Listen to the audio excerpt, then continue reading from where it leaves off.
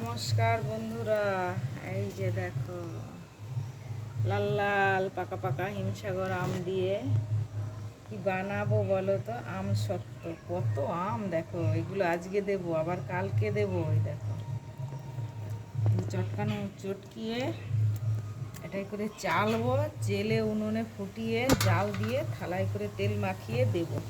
দেখো আমগুলো দেখা যায় কি সুন্দর লাল লাল হিমসাগর আম।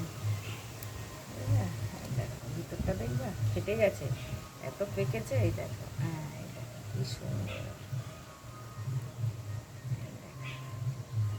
কত খাবো, খেয়ে পারছি না, ওই জন্যে আমসত্ত্ব দিচ্ছি।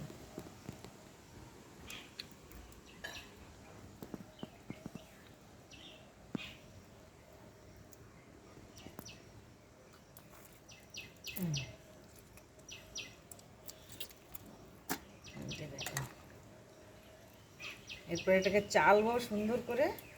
হিমসাগর আম না প্রচুর আমটাই বেশি, আঠিটা ছোট্ট পাড়া, অনেক দিয়েছি। কারোর কি আম পাকা আম লাগবে নাকি আমাদের বাড়ি এসো বন্ধুরা। এই যে পাকা আম খেলে এসো আমাদের বাড়ি, অনেক আম পেকেছে। চলবে 15 দিন এখন এইরকম আমের সিজন, আমের কারবারই চলবে। তো বাই বন্ধুরা, ভালো লাগলে লাইক কমেন্ট শেয়ার করে দিও। আর আম খেলে চলে এসো আমাদের বাড়ি।